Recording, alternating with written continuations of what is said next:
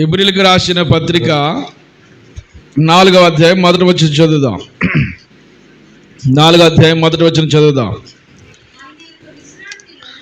ఆయన యొక్క విశ్రాంతిలో ప్రవేశించుదుమను వాగ్దానము ఇంకా నిలిచి ఉండగా, మీలో ఎవడైనా ఒకవేళ ఆ వాగ్దానము పొందకుండా తప్పిపోవునేమో అని ఏం కలిగి ఉండాలి? భయము కలిగి ఉందుము. చూడండి, ఇక్కడ పౌలు అనే ఈ భక్తుడు ఏం చేస్తున్నాడంటే, ఎక్కువగా పాత నిబంధన బేస్ చేసుకుని పాత నిబంధన ఉన్న సందర్భాలు జ్ఞాపకం చేస్తూ ఇలా చూడాలి. ఇటు తిరగరా, నువ్వు ఇక్కడరా, ఇక్కడికి రా. ఎవరకు ఒక్కడు కూడా డిస్టర్బెంట్గా ఉండొద్దు. చక్కగా మరి కొంతమందికి అనుకూలంగా ఉండాలి. పాత నిబంధనలో ఉన్న విషయాలు, ఇశ్రాయేలీయుల యొక్క చరిత్రను జ్ఞాపకం చేస్తూ ఈనాటి కాలంలో మనం ఎలా ఉండాలో ఆ హెబ్రీ ప్రజలందరికీ చెబుతున్నాడు. పాత నిబంధనలో ఆ ప్రజలు అలా తప్పిపోయారో, ఏ విషయంలో వారు వెనకబాటుతనం కలిగి ఉన్నారో, ఇప్పుడున్న కాలంలో మనము అలాగుండొద్దు. అలాగుంటే భ్రష్టులైపోతాం, అలాగుంటే విడవబడతాం, అలాగుంటే దేవుని విశ్రాంతిలోనికి మనము ప్రవేశించాం. దేవుడు తన విశ్రాంతిలోనికి వారిని ప్రవేశించకుండా వారి మీద కోపపడ్డాడంటండి. ఎవరి మీద కోపపడ్డాడు ఆయన? దేవుని మీద తిరుగుబడ్డ వారి మీద కదా, దేవుని మాట వినని వారి మీద కదా ఆయన కోపపడ్డాడు. దేవుని మీద విశ్వాసాన్ని కోల్పోయిన వారు, ఒకవేళ అలాంటి విశ్వాసము కోల్పోయిన వారు మీలో ఉన్నారేమో, విశ్వాసం లేని దుష్ట హృదయం ఎవరిలైనా ఉందేమో, ఒక్కసారి సరిచూసుకోండి అని చాలా ఘాటుగా ధీటుగా వారితో నేరుగా మాట్లాడుతున్నాడు. ఇక్కడ చూడండి, ఈ మాటలు మనం చదువుకుంటే, ఆయన యొక్క విశ్రాంతిలో ప్రవేశించుదమన్న వాగ్దానం ఇంకా నిలిచి ఉండగా, మీలో ఎవడైనా ఒకవేళ ఆ వాగ్దానము పొందకుండా తప్పిపోయినేమో అని భయం కలిగి ఉండము. ఆ వాగ్దానం ఇంకా ఏముంది? నిలిచే ఉంది. మీరు దేవుని విశ్రాంతిలోనికి ప్రవేశిస్తారు అంటే ఆ వాగ్దానం ఏంటి? వీరు ఐగుప్తు దేశం నుండి ప్రయాణమయ్యి దేవుడు వాగ్దానం చేసిన అబ్రహాము, యాకోబు, ఇస్సాకులకు వాగ్దానం చేసిన కనాను దేశం ఉంది కదా, ఆ వాగ్దాన భూమిలో మీరు ప్రవేశిస్తారు. ఆ వాగ్దాన భూమిలో ప్రవేశిస్తారు. యోసేపు కూడా తన అవసాన కాలమందు ప్రవేశిస్తాడు. మీరు ఇక్కడ ఉండరు. మీరు దేవుడు ఇచ్చే ఆ నిర్గమం అనగా ఇదిగో ఇక్కడ నుండి మీరు దాటిపోయే రోజులు రాబోతాయి. మీరు మన దేశానికి వెళ్ళినప్పుడు, ఆ వాగ్దాన భూమిలోకి వెళ్ళిపోయినప్పుడు, నా శల్యములు ఇక్కడ విడిచిపెట్టగా, ఇక్కడ నన్ను పాతి పెట్టగా, మన పితరుల దగ్గర పాతి పెట్టండి. ఎక్కడ? పితరుల దగ్గర పాతి పెట్టాలని వారితో ప్రమాణం చేయించుకుంటాడు యోసేపు తన మరణకాలం అందు. యోసేపు సమాధి ఐగుప్తిలో ఉండదు.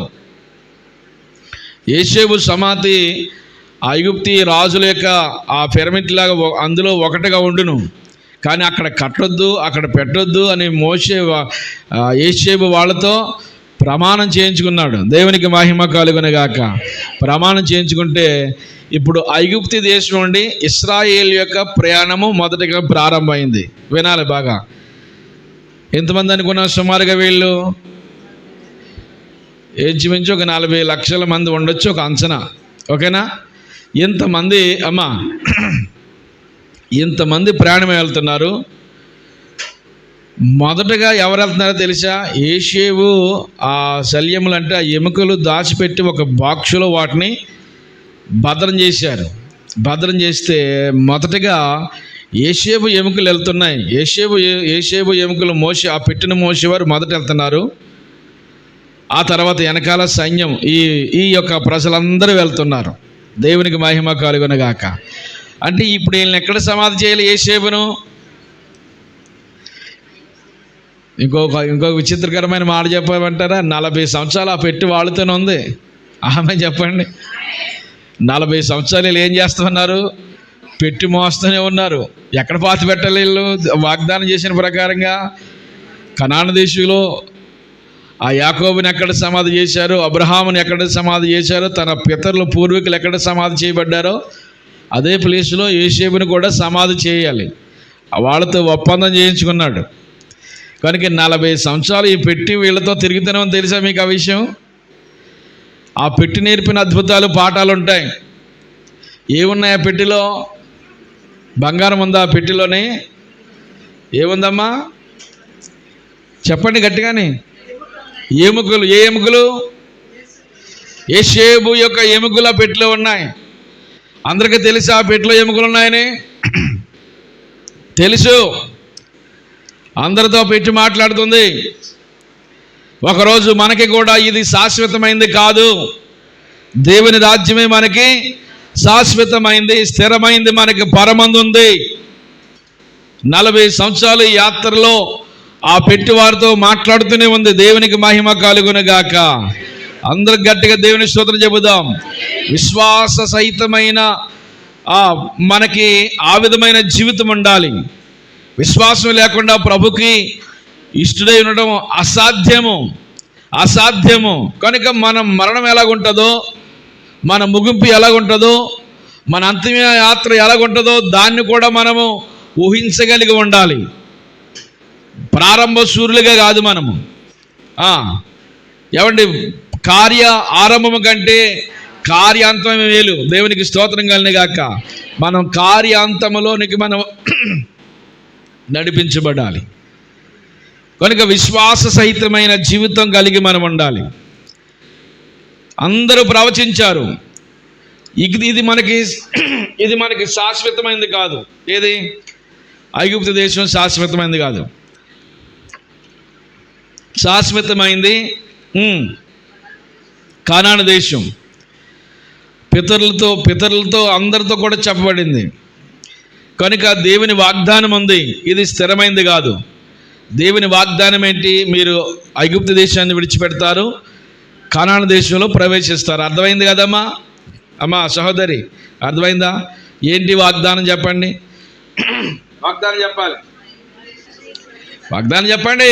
ఐగుప్తు దేశాన్ని విడిచిపెడతారు, కనాను దేశము వెళతారు. ఇది వాగ్దానం ఇంకా నిలిచి ఉంటుండగా కనాను దేశం ఇంకా వీళ్ళు చేరుకోలేదు. కనాను దేశం ఇంకా వీళ్ళు పొందుకోకపోగా వీళ్ళకి ఏమొచ్చేసింది? అవిశ్వాసం అనే ఆ ఆలోచన వచ్చేసింది. నిజంగా మనం కనాను దేశం వెళ్తామా? కొందరు ఏమంటున్నారు, రే బాబు మనం కనాను దేశం వెళ్ళాం, ఈ ఐగుప్తులో చంపడానికి ఈ మోషే అనేవాడు మనల్ని ఎక్కడికి తీసుకుని వచ్చాడు. కనాను దేశం లేదు, ఏమీ లేదు. ఆ కనాను దేశం మనం చేరుకోవడానికి మనం వ్యాపాటి వారము. కనాను దేశంలో ఉన్నవారు ఉన్నత దేహులు, వాళ్ళు చాలా బలశూరులు.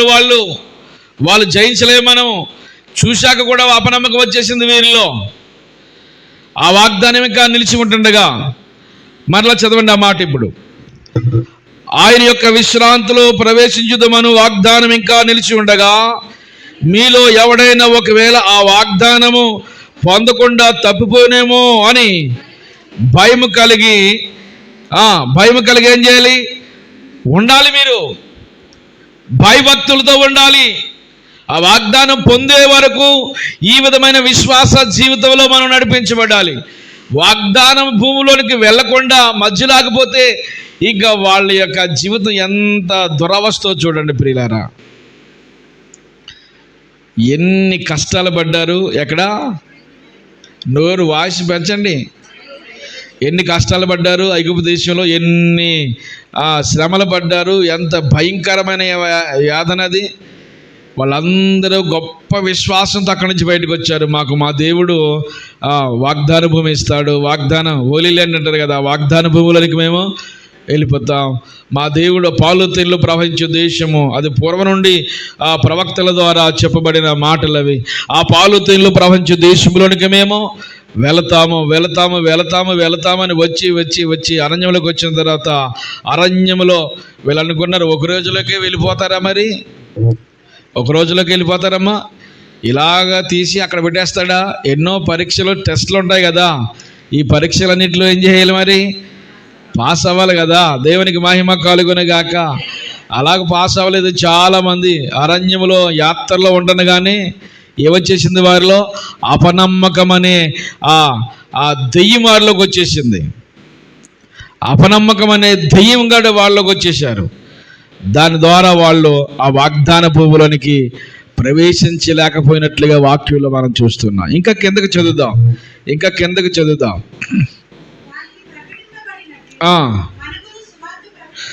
వారికి ప్రకటించబడినట్లుగా మనకి కూడా సువార్త ప్రకటించబడెను. కానీ చూడండి, ఇక్కడ చాలా విలువైన మాటలు ఉన్నాయి. వారికంటే ఎవరికి? ఇశ్రాయేలు ప్రజలకి. ఏంటి వారికి ప్రకటించబడడం? ఏం ప్రకటించబడింది చెప్పాలి వాళ్ళకి? ఇదిగో ఒక వాగ్దాన భూమి మీ కొరకు దేవుడు సిద్ధం చేశాడు. అది పొందుకోవడానికి మీ నడుములు కట్టండి, బిగించండి, సిద్ధపడండి. ఇక పైన ఆకాశం అందు కానీ, కింద భూమి అందు కానీ, భూమి కింద ఉన్న నీళ్ళ అందు కానీ దేని రూపాన్ని మీరు అసలు చేసుకోకూడదు. నేను తప్ప వేరొక దేవుడు లేడని చెప్పావు. నేను తప్ప ఇంకా వేరొక ఆలోచన మీకు ఉండకూడదు ఇంకా. ఎందుకంటే భూమి మీద ఆయన వంటి దేవుడు ఈ లోకంలో మనకి ఎక్కడికి ఎదిగినా దొరకడు. స్తోత్రం కలిగిన గాక. నేను తప్ప వేరొక దేవుడు మీకు ఉండకూడదు. మీ జీవితంలో పరిపూర్ణమైన విశ్వాసం కలిగి ఉండండి. వారికి ప్రకటించబడింది. మీరు వాగ్దాన భూమిలో ప్రవేశిస్తారన్నట్లుగా వారికి ప్రకటించబడినట్లుగా మనకి కూడా ప్రకటించబడింది. మనకేం ప్రకటించబడింది మరి? వారికంటే కనాను దేశం ప్రకటించారు. మనకేం ప్రకటించబడింది? మనకి పరలోక రాజ్యాన్ని, దాన్ని పరమ కానాను అని అంటాం. ఆమేన్. పరమ కానాను. ఏమండి, వాళ్ళకి ఐగుప్తు దేశం నుండి కనాను దేశం వెళ్ళడానికి వాళ్ళకి ప్రకటించబడినట్లుగా మనము కూడా భూలోకములో ఉన్న ప్రజలమైన మనము పరలోక యాత్రకు చేరడం కొరకు, లేక పరలోకానికి చేరుకోవడం కొరకు, పరలోకపు విశ్రాంతిలోనికి ప్రవేశించినట్లుగా దేవుడు మనకి కూడా ప్రత్యక్షమయ్యాడు. చూసి నమ్మిన వారికంటే చూడక నమ్మిన వారు ధన్యులు. నమ్మి బాప్తిసం పొందిన వాడు రక్షించబడతాడు. నమ్మని వానికి శిక్ష విధించబడుతుంది. నమ్మిన వారి వల్ల ఈ సూచక్రియలు జరుగుతాయి. నమ్మిన వారి వల్ల నమ్మకం అంటే అదే విశ్వాసము. ఏంటి విశ్వాసము? దేవుని మీద విశ్వాసం. వినుట వల్ల విశ్వాసం కలుగుద్ది. ఏ మాటలు వినాలి? నోటి మాట కొంచెం స్వరం లేపు చెప్పండి. ఏమైంది? మిమ్మల్ని ఏమన్నా 10 ఏళ్ళు అప్పటిగానే ఎవరినైనా నేను ఏమనిగాను? దేవుని మాట అది అడిగినప్పుడు లేవని చెప్పడానికి ఇబ్బంది ఏముంది? దేవుని స్తోత్రం కలిగిన గాక. హల్లెలూయా. అందరూ స్తోత్రం చెప్పండి. మరొకసారి గట్టిగా చెప్పండి. చెప్పండి. ఇప్పుడు చెప్పండి. ఇందాక మాట. దేవుని ఏ మాటలు వినాలి? మనము దేవుని గురించిన మాటలు వినాలి. అదేంటో కానీ లోకపు మాటలన్నీ వింటాం, కానీ దేవుని మాట వినడానికి ఎంత ఇబ్బంది పడిపోతాము. అన్ని మాటలు జ్ఞాపకం ఉంటాయి. 10 సంవత్సరాల ముందు ఒక సహోదరు మాట అందంటే ఇప్పుడు ఇంకా మర్చిపోలేదంట మాట. చూసారా ఎంత బాగా? ఇప్పుడు మాట అమ్మా 10 సంవత్సరాల క్రితం అనేసిన మాట, అనేసి వెళ్ళిపోయిన మాట ఇప్పటికి ఇంకా మర్చిపోలేదు. దేవుని మాట మెట్లు దిగినగానే వెంటనే మర్చిపోతాం. కనుక దేవుని మాటల ద్వారా మన హృదయాలు దృఢం చేసుకోవాలి. బలమైన విశ్వాస సాధనంగా మనం మలచబడాలి. దేవునికి మహిమ కలుగును గాక. వినుట వలన ఏ మాటలు? దేవుని గురించిన మాటలు మనం వినాలి. దేవుని గురించిన ఆలోచన అని ఉండాలి. రాత్రి జామల యందు నేను పడుకుని దేవుని వాక్యాన్ని ధ్యానిస్తూ ఉండగా కొవ్వు మెదడు తిన్న అనుభూతి నాకు దొరికిందని భక్తుడు చెప్తాడు. రాత్రి జామల యందు పడుకుని ఏం ఆలోచించుకుంటాం మనం? చెప్పండి. ఈ అప్పులు, ఆ సీట్లు, లేకపోతే ఈ మధ్యలో ఉన్న ఈ తగాదులు, ఇంకా ఇవన్నీ మధ్యలో జ్ఞాపకం చేసుకుని ఇక హృదయం ఇంకా భారకం అయిపోయి ఏడుతో పడుకుంటారు కొంతమంది. అయితే ఏడ్చి ఏడ్చి ఏడ్చి ఏడ్చి ఏడ్చి ఎప్పుడు పడుకున్నారో వాడికే తెలియదు. అలాంటి సందర్భాలు కూడా ఉంటాయి. గుండు బరువెక్కిపోద్ది. ఎవరు నిద్ర పట్టక అలా కూర్చుని ఉండిపోతారు కొంతసేపు. ఏ జరుగుతూ ఉంటుంటాయి. రాత్రి జాములందు మనం ఏం చేయాలి? దేవుని వాక్యాన్ని ధ్యానం చేయాలి. దేవునికి స్తోత్రం కలుగాక. రాత్రి చిరాగ్గా ఉంటుందా, నిద్ర పట్టలేదా? అప్పుడు ఏం చేయాలి? బైబిల్ తీసుకుని 1 గంట వాక్యం చదువుకోండి. దేవుని స్తోత్రం కలుగాక. హల్లెలూయా. మనశ్శాంతి లేదా? 1 గంట వాక్యం చదువుకోండి. దేవుని స్తోత్రం కలుగాక. హల్లెలూయా. కుటుంబంలో పరిస్థితులు బాగాలేదు, కొంచెంసేపు ప్రార్థన చేసుకునండి.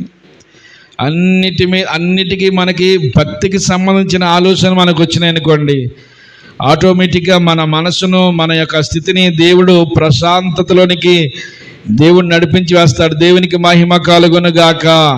ఇతరత్ర గందరగోళం అంతా మనం మొదలు పెట్టుకుని పొరపాటు చేసుకుని జీవితం మరింత భారభరితంగా మలుచుకోవద్దు. జీవితం మరింత భారభరితంగా మలుచుకోవద్దు. కనుక దేవుని మాటలు మనం వినాలి. వారికి ప్రకటించబడినట్లుగా మనకి కూడా సువార్త ప్రకటించబడింది. ఏంటి ఈ సువార్త? ఏంటి ఈ సువార్త? ఈ లోకం మనకు ఎంత మాత్రం కూడా శాశ్వతమైంది కానే కాదు.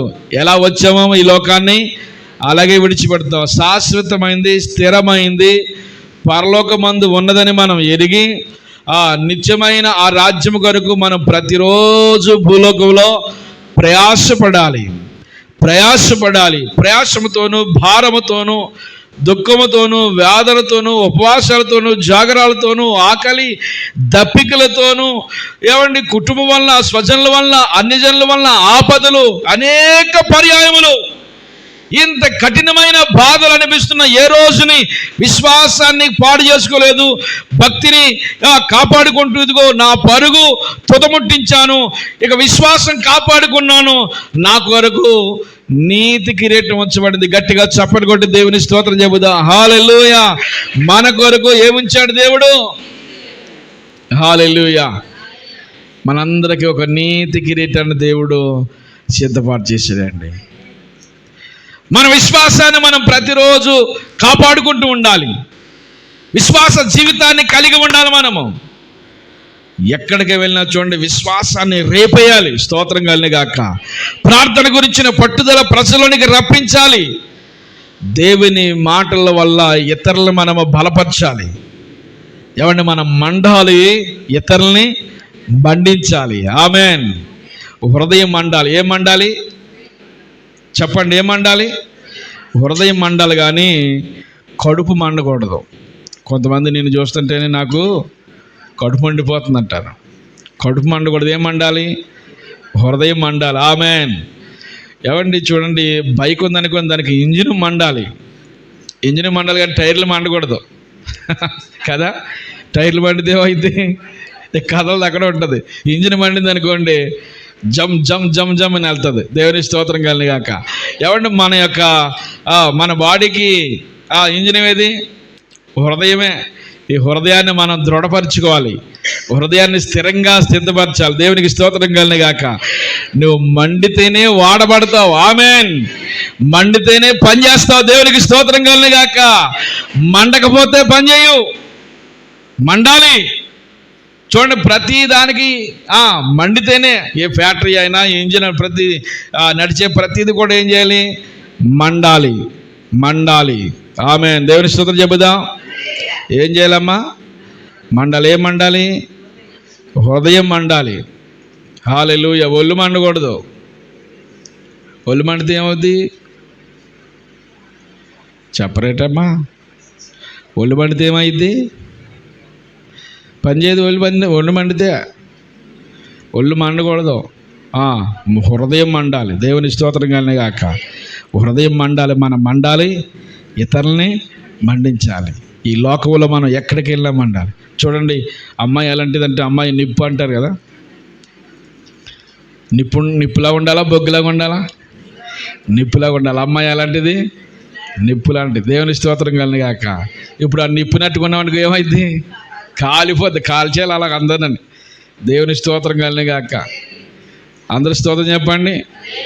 మనం మండాలి, మన జీవితం మార్చబడాలి, ప్రభు పాత్రలుగా మనం ఉండాలి, ప్రభు కొరకు వాడబడాలి, వాడబడిన పాత్రగా మనం మలచబడాలి. దేవునికి మహిమ కలుగునుగాక. హల్లెలూయా. అనేకులకు ఒక ఆశీర్వాదకరమైన వ్యక్తిగా మనం ఉండాలి. దేవునికి స్తోత్రం కలుగునుగాక. బాప్తిసం ఇచ్చే యోహాను గురించి అతడు మండుచు ప్రకాశించున్న దీపమై ఉన్నాడు. దేవునికి స్తోత్రం కలుగునుగాక. ప్రకాశించున్న దీపం ఏమంటే మండితేనే ఏం చేస్తాం? ప్రకాశిస్తాం. మండితేనే ప్రకాశిస్తాం. దేవుని కొరకు మనం మండాలి. దేవుని రాజ్యం చేరుకునే వరకు ఈ మంట రగులుతూనే ఉండాలి. దేవునికి స్తోత్రం కలుగునుగాక. దినదినమో ఈ భావన మరింత ఎక్కువగా మనలో ఉండాలి. నశించిపోతున్న ఆత్మల పట్ల, జరుగుతున్న పరిస్థితుల పట్ల, దిగజారిపోతున్న వ్యక్తుల పట్ల, విశ్వాసాన్ని విడిచిపెట్టి వెళ్ళిపోతున్న వారి పట్ల ఒక భారభరితమైన హృదయంతో ప్రార్థించే ప్రార్థనాత్మ కలిగి మనం ఉండాలి. దేవునికి మహిమ కలుగునుగాక. వారికి ప్రకటించబడినట్లుగా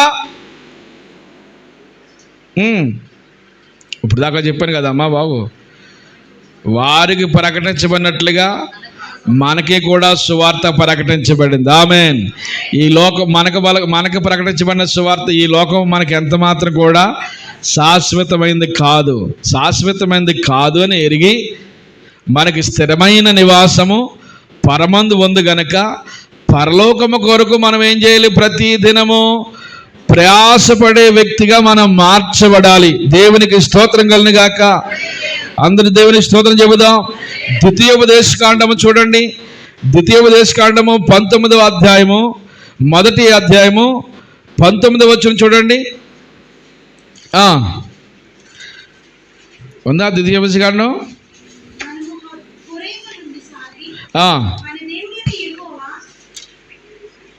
చదవమ్మా.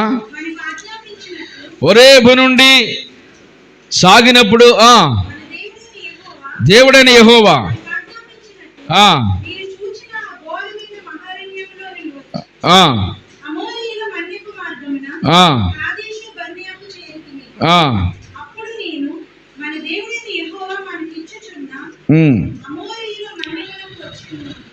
మన దేవుడైన యెహోవా మనకి ఇచ్చుచున్న అమోరీల మాన్యమునకు మనం వచ్చున్నాము.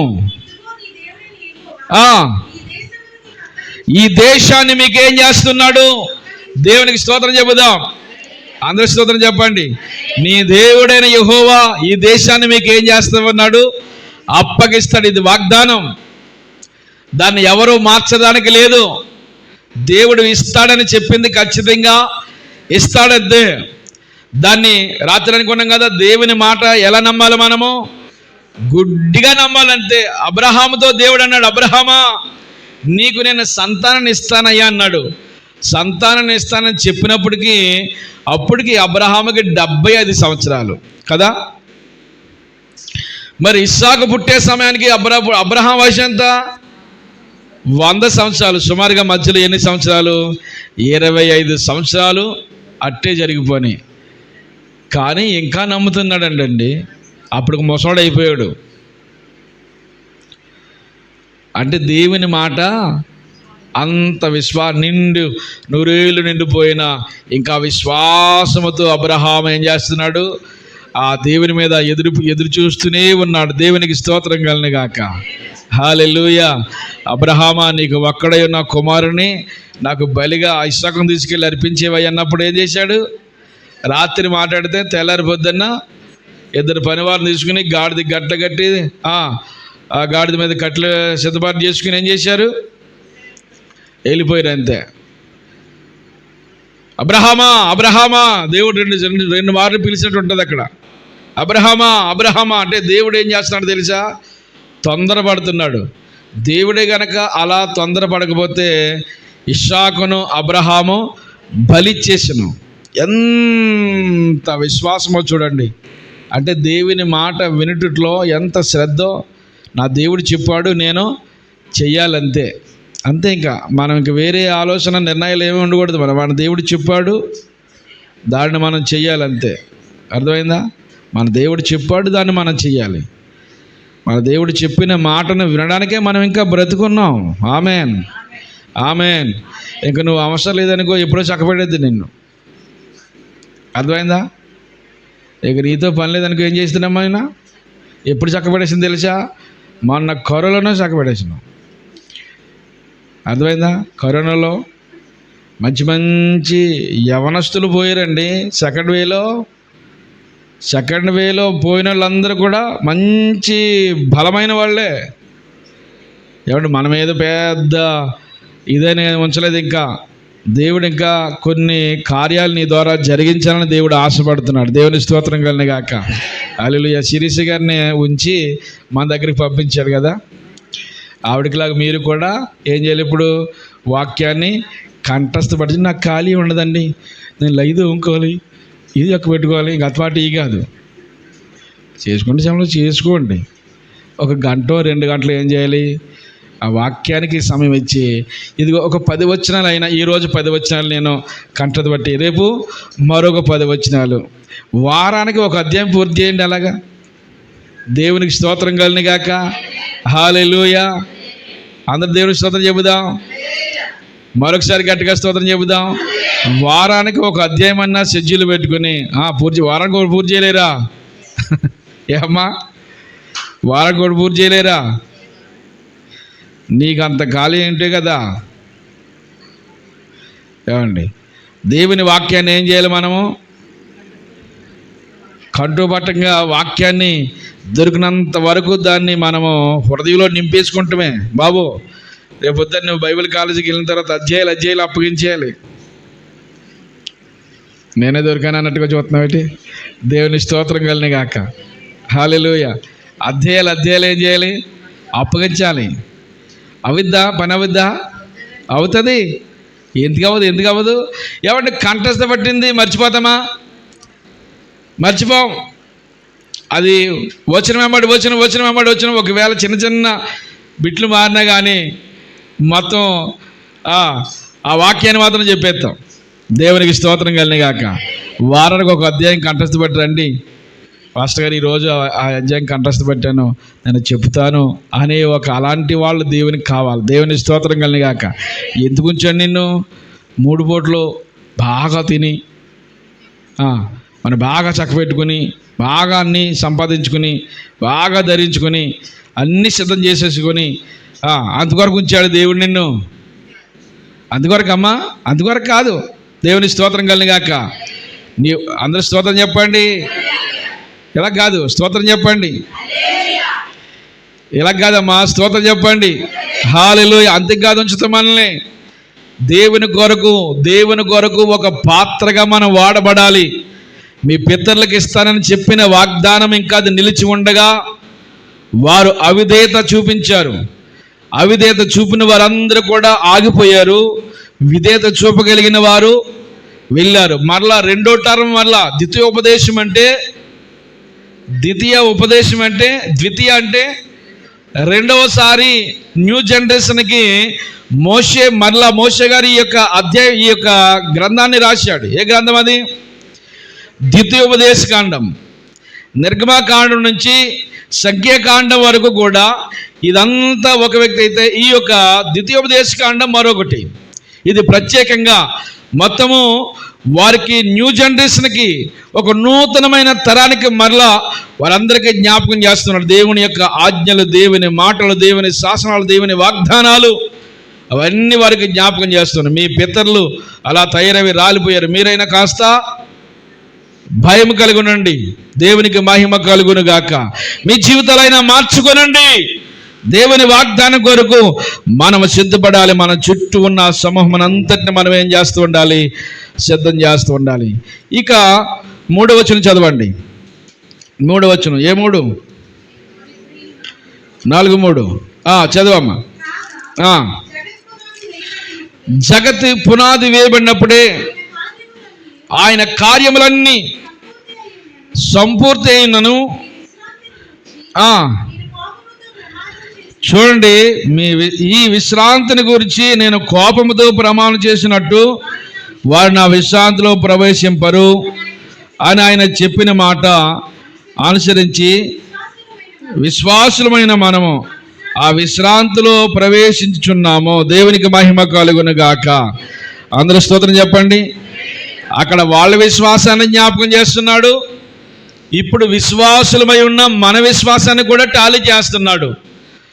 వారితో అయితే ఏం చెప్పాడు? నా విశ్రాంతిలో మీరు ప్రవేశించరని చెప్పేశాడు. మనతో ఏం చెప్తున్నాడు? విశ్రాంతిలో ప్రవేశించండి అని చెప్తున్నాడు. దేవునికి స్తోత్రం కలుగును గాక. అందరూ స్తోత్రం చెబుదాం. ఎంత జాలి కలిగిన దేవుడు అండి. మనందరికీ ప్రభు ఇచ్చే వాగ్దానం ఏంటి తెలుసా? నీకు విశ్రాంతిని ఇవ్వాలని. ఆమేన్, ఆమేన్. రోజంతా ఎండలో కష్టపడితే మంచిదా? రోజంతా చల్లగా పడుకుంటే మంచిదా? ఏది బాగుంటుందమ్మా? ఎండలో కష్టపడితే బాగుంటుందా? వెళ్ళి బుగ్గ అయిపోతావు సాయంత్రంకి. ఇంటికాడ సుకుమారంగా కూర్చున్న వారి ముఖం చూడండి, డైలీ ఎండలోకి వెళ్ళి కష్టపడిన వారి ముఖం చూడండి, ఎలా ఉంటుంది? నీకేమిస్తా అంటే నిన్ను ఇలా కూర్చోబెట్టి పెడతానని కదా దాని అర్థం. నీకేమిస్తానని? విశ్రాంతిని ఇస్తానని ప్రభు వాగ్దానం చేస్తున్నాడు. దేవునికి మహిమ కలుగును గాక. ఆయన విశ్రాంతిలో మనం అందరము ప్రవేశించాలి. ఆయన అందుకనే ప్రయాసపడి భారం మోసుకొనిచున్న సమస్త జనులారా నా యొద్దకు రండి, నేను ఏం చేస్తాను తెలుసా? విశ్రాంతిని ఇస్తాను. దేవునికి మహిమ కలుగును గాక. తిండి లేకపోయే, విశ్రాంతి లేకపోయే, తెల్లవారి వరకు ఒక చేప పడకపోయే. ఎవరిది పాట? శిష్యులది. తిండి లేకపోయే, విశ్రాంతి లేకపోయే, తెల్లవారి వరకు ఒక చేప పడకపోయే. తిండి తిప్పలే వాళ్ళకి. ఉదయాన్నే దేవుడు వచ్చి యేసుక్రీస్తు ప్రభు వచ్చి అన్నారు, ఈ కుడి ప్రక్కన వల వేయండి. విస్తారమైన చేపలు పడిపోయాడు. దేవుని స్తోత్రం కలుగును గాక. ఎవరిని అనుకున్నారు వాళ్ళు?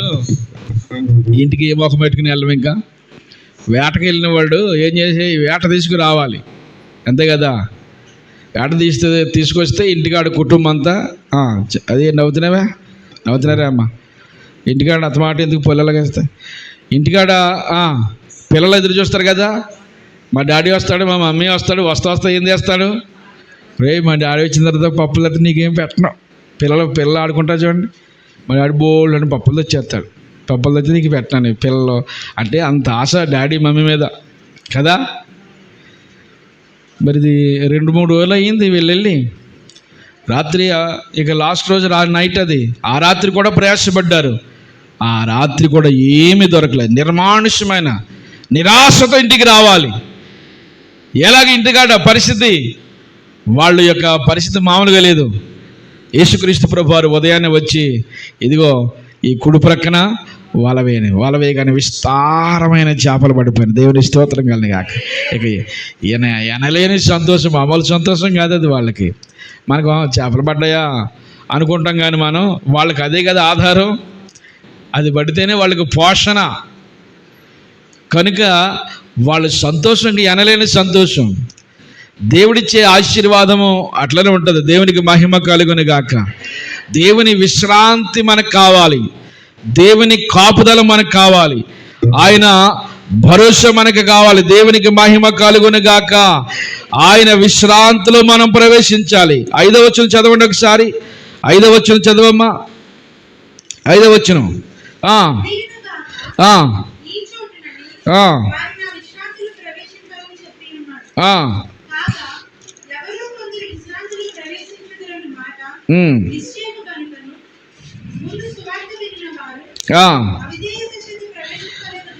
ముందు సువార్త విన్నవారు వాళ్ళు అవిధేయత వలన ప్రవేశించలేదు, కానీ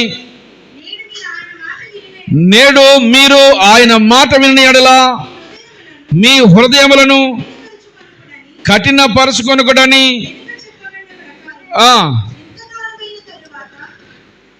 దేవునికి మహిమ కలుగును గాక. అందరూ మరొకసారి గట్టిగా దేవుని స్తోత్రం చెబుదాం. మొదట చెప్పబడిన సువార్త వారు ఏం చేశారు? అలక్ష్యం చేశారు, వినలేదు. ఇప్పుడు మీరు చెప్పబడిన ఈ మాటలు, నేడు మీరు ఆయన మాట వింటే మీకేం దొరుకుతుంది? విశ్రాంతి దొరుకుతుంది, నెమ్మది దొరుకుతుంది. ఎవరి మాట వినాలి? మనం అందరము దేవుని మాట వినాలి. దేవునికి మహిమ కలుగును గాక. దేవుని మాట వింటే మన జీవితానికి గొప్ప శాంతి, సమాధానము, నెమ్మది, ఆశీర్వాదం ఉంటుంది. దేవుని మాట వినకుండా మన లోకపు మాటలు, లోకపు ఆలోచనలు ఉన్నామా? లోకపు తత్వంలో ఉంటున్నామా? లోక సంబంధమైన విశ్రాంతి కొరకు, లోక సంబంధమైన ఆశీర్వాదం కొరకు, దాని కొరకు మనం ప్రయాసపడుతున్నామా? ఒక్కసారి మనము ఆలోచన చేసుకుందాం ప్రియులారా. మనందరికీ దేవుడు తన విశ్రాంతినివ్వాలని ప్రభు ఆశపడుతున్నాడు. విశ్రాంతి లేని, విశ్వాసం లేని మూర్ఖతన వారి గురించి మాట్లాడాడు. విశ్వాసం లేని దుష్ట హృదయం గురించి మాట్లాడాడు.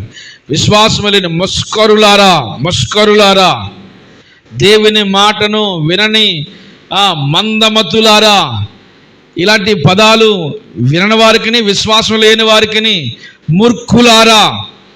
మూర్ఖులకు ఆ తరం వారికి మీరు ఎలా జీవించాలి? వేరుగా జీవించాలి. స్తోత్రం కలిగిన గాక. హల్లెలూయా. పోలే మనోడైనా కానీ వాడు మూర్ఖుడు అనుకో, ఏం చేయాలి? వేరుగా జీవించాలి. మనోడైనా కానీ లోకపు ఆలోచనలు ఉన్నారనుకోండి, ఎలా జీవించాలి? వేరుగా జీవించాలి. దేవునికి మహిమ కలుగును గాక. మనమందరము ఆయన విశ్రాంతిలోనికి ప్రవేశించాలని ప్రభు ఆశపడతారు. ఫిలిప్పీ పత్రిక 1వ అధ్యాయం 21 వచనం చదవండి. 1వ అధ్యాయం 21 వచనం చదవండి. 1వ అధ్యాయము ఫిలిప్పీ పత్రిక 1వ అధ్యాయం 21 వచనం. నా మట్టుకైతే బ్రతుకుట క్రీస్తే, చావైతే నాకేమంటున్నాడు? ఏమండి, ఇక్కడ జీవితం కంటే అక్కడ జీవితం. మరొక వచనం చదువుదాం. ప్రకటన గ్రంథము 14వ అధ్యాయం 13వ వచనం. 14వ అధ్యాయం 13వ వచనం చదువమ్మా. ఈ వచనం చదివి మనం ప్రార్థన చేసుకుందాం. ప్రకటన గ్రంథము 14వ అధ్యాయము 13వ వచనం. అంతటా ఎప్పటి నుండి ప్రభునందు మృతి నొందిన మృతులు ధన్యులని వ్రాయమని పరలోకముండి ఒక స్వరము చెప్పగా వింటిని. నిజమే, వారు తమ ప్రయాసాలు మాని విశ్రాంతి పొందుదు. ఏం పొందుతారంట? భూలోకం మీద ఏముంది? ప్రయాస ఉంది. అక్కడేముంది? విశ్రాంతి ఉంది. ఆమేన్. ఏమంటే మనం సంపాదించుకునే విశ్రాంతి కంటే దేవుడిచ్చే విశ్రాంతి చాలా శ్రేష్టమైంది. ఆమేన్, ఆమేన్, ఆమేన్. మనం సిద్ధపాటు చేసుకునే రాజ్యం కంటే దేవుని రాజ్యం ఇంకా ఉన్నతమైంది. దేవునికి స్తోత్రం కలిగిన గాక. హల్లెలూయా. మనం తయారు చేసుకున్న దేవుళ్ళ కంటే నేనే దేవుని అని చెప్పిన వాడు ఇంకా శ్రేష్టమైన వాడు కదా. ఆమేన్, ఆమేన్. చాలామంది దేవుళ్ళని ఏం చేస్తారు? వారు తయారు చేసుకుంటారు. వెండి వస్తువులు, ఇనుము, రాయి, కర్ర, ఇలాంటి వాటితో మీరేం చేయించుకుంటున్నారు? దేవుళ్ళుగా తయారు చేసుకున్నారు. వాళ్ళు కూడా ఒక దూడను తయారు చేసుకున్నారంట. ఏం చేసుకున్నారు? చెప్పండి అమ్మా, దాని పేరేంటి? దూడ దేవుడే. దూడ చేసుకుని ఇదే మా దేవుడు అంటున్నారు. అది వారికి ఏమన్నా మాట్లాడుతుందో వాళ్ళతోని? ఆ బంగారం ఎక్కడిది? ఐగుప్తు దేశంలో దేవుడిచ్చాడు. అది దేవుడిచ్చింది. వాళ్ళు ఏం చేస్తున్నారు చూడండి. దేవుని స్తోత్రం కలిగిన గాక. ఆ బంగారం ఎవరిచ్చారమ్మా? దేవుడిచ్చాడు. దేవుడిచ్చింది ఏం చేయాలి? వారన్నా ఉపయోగించుకోవాలి. మళ్ళీ దేవుని కన్నా దాన్ని అసలు దేనికి ఉపయోగించారు చూడండి. ఏదైతే దేవుడు అసహించుకుంటున్నాడో అసహించుకునే దాని కొరకు వారు ఖర్చు చేస్తున్నారు.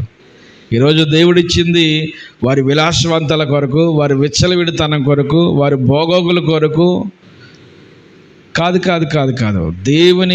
దేవుని యొక్క సన్నిధానంలో మన జీవితం ఒక ఆశీర్వాదకరమైన పాత్రగా మనం మలచబడాలి. దేవునికి స్తోత్రం కలిగిన గాక. మనం అందరము ఎందులో ప్రవేశించాలి తెలుసా? దేవుని విశ్రాంతిలోనికి ప్రవేశించాలి. విశ్వాసం లేని తరం వారికి మనం ఎలా జీవించాలి? వేరవుతే కానీ మనకి రక్షణ దొరకదండి. ఆమేన్. ఇంత గొప్ప రక్షణ మనం, అందుకని ముందు వచ్చిన వాళ్ళు చెప్పాడు కదా, ఇంత గొప్ప రక్షణ మనము నిర్లక్ష్యం చేసినలా ఎలా చెప్పరే? వాక్యాలు చదువుతుంటుంటే ఏదైనా ఒక వచనం చెప్పినప్పుడు ఆ మాటలు చెప్తారు మీరు. వాక్యం ఎప్పుడు నోట్లో నాంతం ఉండాలి. ఎంత గొప్ప రక్షణ! దాన్ని కంఠత్వాక్యాలు చెప్పారు కదమ్మా మీరు. చెప్పండి ఒకసారి. ఈ మాట వినిపించిందంటే ప్రార్థన చేస్తాను. చెప్పండి ఒకసారి. కాదు, గట్టిగా వాయిస్ చెప్పనా.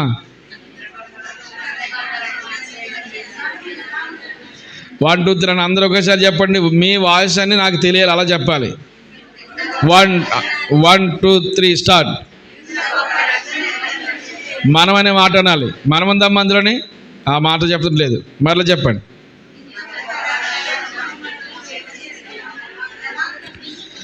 అందరూ ఒకేసారి చెప్పట్లేదు, గట్టిగా చెప్పండి. ఎంత గొప్ప రక్షణ మనం నిర్లక్ష్యం చేసిన ఎలాగో తప్పించుకుని, అలా చెప్పండి మీరు.